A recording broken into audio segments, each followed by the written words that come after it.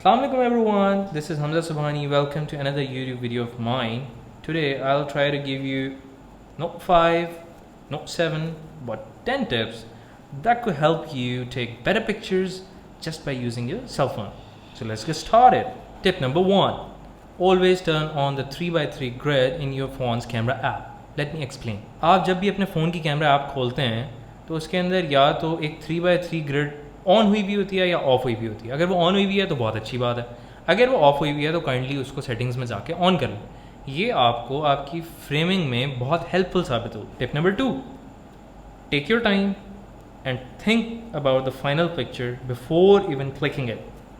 इससे होगा ये कि आपके दिमाग में पहले से एक इमेज क्रिएट हो जाएगा और आप कंपोज करते हुए उसके करीब करीब का इमेज लेने में कामयाब हो जाए. Tip number 3.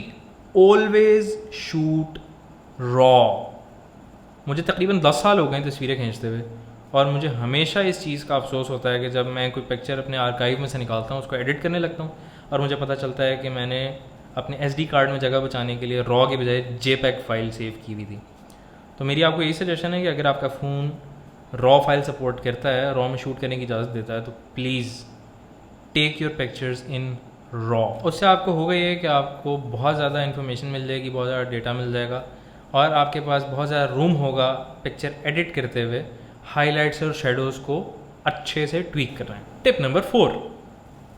Take your time and frame and expose your shot correctly.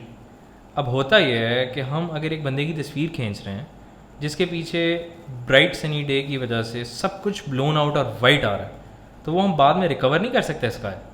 उसकी बजाय अगर हम थोड़ा सा इंतज़ार करके बंदे को दूसरी तरफ फ्लिप कर लें सन के अगेंस्ट, बजाय इसके कि सन उसके बैकग्राउंड में आ रहा हो, तो उस तरह अगर हम तस्वीर लेंगे तो हमारा बैकग्राउंड और हमारा सब्जेक्ट और हमारा फोरग्राउंड बहुत अच्छे से इवनली एक्सपोज हो. Tip number 5.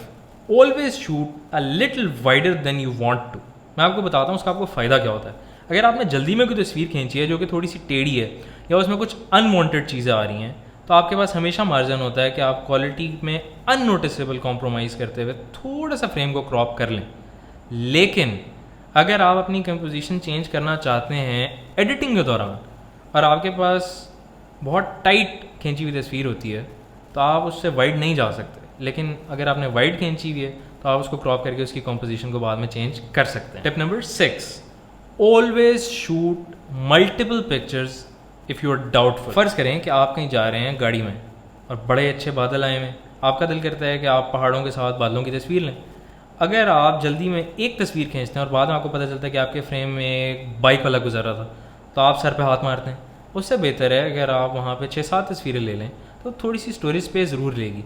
लेकिन जब आप इंस्टाग्राम पे वो पोस्ट करना चाह रहे होंगे तो आपको ये मसला नहीं होगा कि शिट यार, अगर ये बाइक वाला इस तस्वीर में ना आया हुआ होता तो ये तस्वीर मेरी बहुत अच्छी है. Tip number 7. Get on a balanced level. Let me explain how. Assume करें आप किसी बंदे की तस्वीर खींच रहे हैं अपने सेल फोन से, ठीक है. अब अगर आप उसके आई लेवल के ऊपर कैमरा रख के खींचते हैं ना, तो व्यूअर के दिमाग में ऑटोमेटिकली यही आएगा कि ये बंदा मेरे लेवल पे. एक साइकोलॉजिकल फैक्ट है जो आपको मूवीज़ में भी अगर आप मेरी ये बात सुनने के बाद ऑब्जर्व करेंगे तो आपको फील होगा. जब किसी चीज़ को सुपीरियर दिखाना होता है, जब किसी कैरेक्टर को सुपीरियर दिखाना होता है, तो आप हमेशा कैमरे को उसके आई लेवल से नीचे ले जाके ऊपर की तरफ देख के शूट कर रहे होते हैं, जिससे ये फीलिंग आती है कि वो लार्जर देन लाइफ है और वो ऊपर से आपकी तरफ देख रहा है. और अगर आपने किसी को इन्फीरियर दिखाना है तो आप कैमरे को उसके आई लेवल से ऊपर ले जाते हैं और ऊपर से शूट करते हैं ताकि वो जब यूँ करके आपकी तरफ देख रहा होता है तो आपको ये फीलिंग आती है कि वो आपसे छोटा है या आपसे inferior. Okay, so tip number 8. Always keep in consideration the 3 layers of any picture, which are foreground, subject and background. अगर आप किसी बंदे की तस्वीर खींच रहे हैं जिसमें आप बैकग्राउंड में सब कुछ ब्लर कर देते हैं अपने फ़ोन का पोर्ट्रेट मोड यूज़ करते हुए, तो वो फर्स्ट ग्लैंस में तो आपको बड़ी अच्छी तस्वीर लगेगी. लेकिन देखा जाए तो उस तस्वीर में कुछ इतना ख़ास इंटरेस्टिंग है नहीं. अगर आप तस्वीरों को इंटरेस्टिंग बनाना चाहते हैं तो उसमें ब्लर बेशक ना मौजूद हो, लेकिन अगर आप उसमें कुछ एलिमेंट फोरग्राउंड में ऐड कर देते हैं, फिर अपने सब्जेक्ट को प्लेस करते हैं और उसके बाद कुछ बैकग्राउंड में कॉन्टेक्स्ट लेके आते हैं, तो मेरे ख्याल आपकी तस्वीरें बहुत ज़्यादा मीनिंगफुल, बहुत ज़्यादा कॉन्टेक्सचुअल और बहुत ज़्यादा इंटरेस्टिंग हो सकती हैं. My second last tip for you is to shoot through objects. अगर आप टेबल पे रखे हुए एक गुलदान की, जिसको वेज कहते हैं, उसकी तस्वीर खींचना चाहते हैं, और अगर आप खिड़की की दूसरी तरफ जाके खिड़की के थ्रू उसकी तस्वीर खींच रहे हैं, तो मेरा ख्याल है बड़े मज़े की एक इंटरेस्टिंग सी कंपोजिशन आपके पास आ जाएगी। इसी तरह अगर आपने किसी एक फूल की तस्वीर खींचनी है, तो अगर आप फोरग्राउंड में कुछ पत्ते रख के उनके दरमियान में से उस फूल की तस्वीर लेते हैं, तो बैकग्राउंड में भी जो है वो कुछ इंटरेस्ट पैदा होगा, फोरग्राउंड भी क्योंकि ब्लरी सा आ रहा होगा, तो आपको एक बड़ा इंटरेस्टिंग सा फ्रेम देखने को मिलेगा। My last and the most important tip for you guys is to use the available ambient light to your benefit. ये वो आप बेहतर समझ सकते हैं कि जहाँ पे आप मौजूद हैं वहाँ पे सबसे अच्छी लाइट कहाँ पे आ रही है, सबसे अच्छे शेडोज़ कहाँ पे आ रहे हैं। तो इन दोनों के कम्बिनेशन में आप बेहतर समझ सकते हैं कि किस जगह पे अगर आप अपने सब्जेक्ट को प्लेस करें तो सबसे ज़्यादा इंटरेस्टिंग तस्वीर ली जा सकती है। तो जनाब ये थी 10 टिप्स।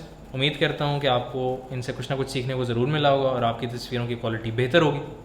जाते जाते मैं आपको 2-3 मज़ीद बोनस टिप्स दे देता हूँ। First of all I would like to say कि यार जब भी आप तस्वीर खींचने लगें, मेक श्योर कि आपका लेंस साफ़ है, नहीं तो अपनी शर्ट से उसको साफ़ कर लें। उसके अलावा मैं आपको ये सजेशन देना चाहूँगा कि always try to avoid lens flares. Lens flares क्या होते हैं? अगर डायरेक्ट लाइट किसी चीज़ से आपके कैमरे में पड़ रही है तो उससे कोई स्ट्रीक बन जाती है, उससे जो है वो बाज़ औक़ात आपके सब्जेक्ट पे बड़ी वियर्ड सी लाइट सी पड़ रही होती है। जब आप अपनी सेल फ़ोन फोटोग्राफी में आगे निकल जाएंगे तब आप इस चीज़ को अपनी क्रिएटिव लुक के लिए जो है वो यूज़ कर सकते हैं।